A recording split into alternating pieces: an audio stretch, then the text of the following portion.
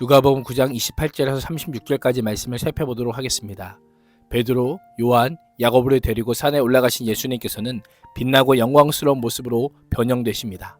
하나님의 아들로서 예수님의 본래 영광스러운 모습을 나타내 보인 사건인 동시에 제자들 중에 죽기 전에 하나님 나라를 볼 자들이 있다는 말씀의 성취입니다.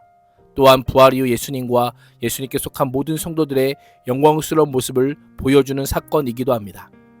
28절에서 31절은 변화산의 예수님입니다.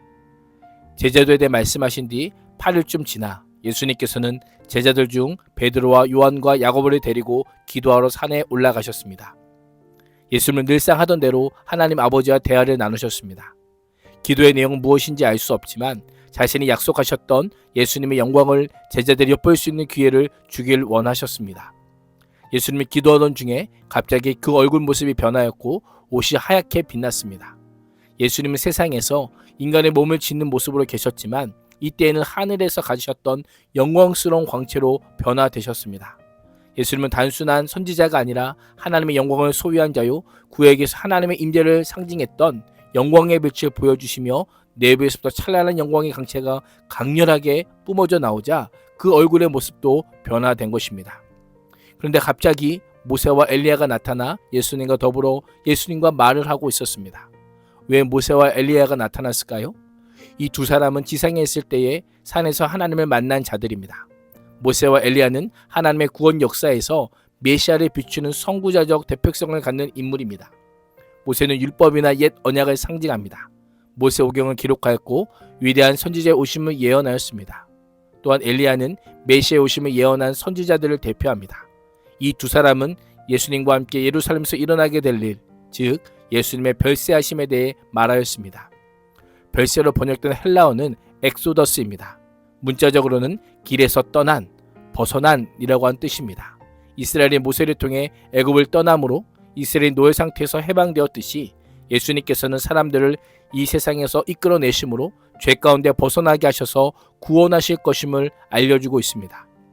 그런 의미에서 별세는 단순히 죽음을 의미하는 것이 아니라 구약의 출애굽 사건과 연결되어 하나님의 백성을 구원하시는 예수님의 사명을 가리킵니다. 이 사건은 예수님의 죽음을 넘어 궁극적인 구속과 승리를 가리킵니다. 영광은 고난과 죽음을 통해 이루어지고 예수님의 별세는 예루살렘에서 성취될 하나님의 구속 계획임을 예고하고 있는 것입니다. 모세와 엘리야의 등장은 예수님께서 예고하신 대로 장차 예수님의 순환과 죽음, 부활이 확실한 사건이 될 것임을 확증하는 역할을 합니다. 그렇다면 이 변화산 사건이 우리에게는 어떤 의미일까요? 변화산에서의 영광은 십자가 끝에 있을 부활과 승리의 영광을 미리 보여주며 예수님을 따르는 제자들에게 고난과 죽음과 고통 속에서도 하나님의 영광과 구속의 확실성을 신뢰하도록 가르치고 있습니다. 32절과 33절은 베드로의 반응입니다. 영광스러운 장면이 펼쳐질 때 베드로와 야고보와 요한은 깊은 잠에 빠져 있었습니다. 예수님께서 기도하신 지 오래되었던 것 같습니다. 자고 있던 제자들은 눈부신 영광의 강체 때문에 잠을 깬 것으로 보입니다. 깊은 잠에서 깼으니 아마도 비몽사몽이었을 겁니다. 그러나 누가는 온전히 깨어라고 하는 표현을 사용하여 제자들이 목격한 것이 비몽사몽 중에 본 환상이 아닌 실제 사건임을 강조하고 있습니다. 제자들은 예수님의 영광과 그 곁에 선 두 사람을 봅니다. 엘리야와 모세가 떠나갈 것으로 보이자 베드로가 정색을 하고 주여 우리가 여기 있는 것이 좋사오니 초막셋을 지어 하나는 예수님을 위해 나머지는 모세와 엘리야를 위해 드리겠다라고 합니다. 베드로는 모세와 엘리야와 예수님과 함께 영광 가운데 있는 것이 너무 좋아 그곳에 정착하기 위한 거주지를 짓자고 제안했던 것입니다. 그러나 이러한 제안은 하나님의 계획을 온전히 이해하지 못한 제안이었습니다.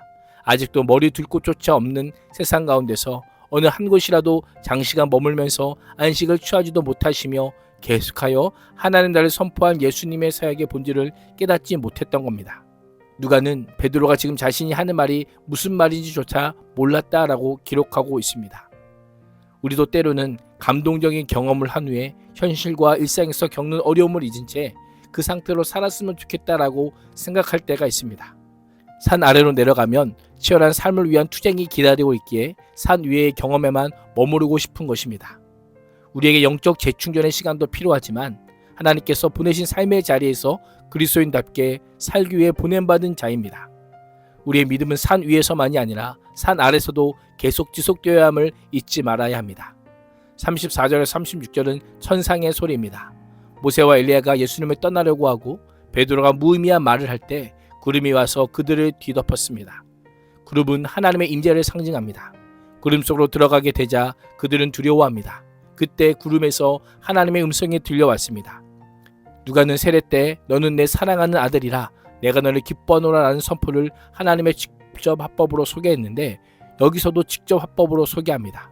하나님은 예수님을 나의 아들 곧 택함을 받은 자라고 하시며 제자들에게 그의 말을 들을 것을 명령합니다. 이를 통해 예수님이 하나님의 보내심을 받은 자요 그의 권위가 하나님으로부터 직접 위임된 것임을 강조하고 있습니다. 제자들이 할 일은 그 예수님의 말씀을 듣는 겁니다.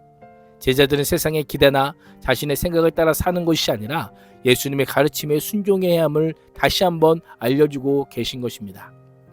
하나님의 음성이 그치자 놀랍고 영광스러운 신적 현현이 막을 내립니다.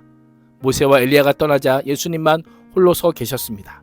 제자들의 시선에 들어온 분은 그들이 순종해야 할 유일한 대상 바로 오직 예수님 뿐이었습니다.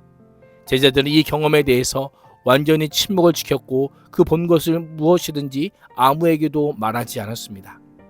마태와 마가는 예수님이 제자들에게 자신이 부활할 때까지 이것을 아무에게도 말하지 말라라고 명령하셨다라고 기록합니다. 누가는 이 침묵의 의미를 밝히진 않지만 부활 이후 제자들은 하나님의 구속 계획과 예수님의 사명을 분명하게 이해하게 됩니다. 변화산 사건은 하나님의 영광 앞에서 겸손하게 듣고 그의 말씀을 듣고 따르는 제자의 삶의 중요성을 우리에게 알려주고 있습니다. 오늘 하루도 예수님의 고난과 영광의 길을 더 깊이 경험하여 예수님의 참된 영광이 고난의 길을 걸은 결과임을 고백할 수 있기를 주님의 이름으로 축복합니다. 기도하겠습니다. 하나님, 변화산의 영광이 예수님께서 걸어가실 고난과 영광의 길이요 모든 사람을 구원으로 이끄는 출애굽의 길임을 기억하며 우리 또한 고난의 십자가 길을 묵묵히 따라가는 제자가 되게 하여 주옵소서. 예수님의 이름으로 기도합니다. 아멘.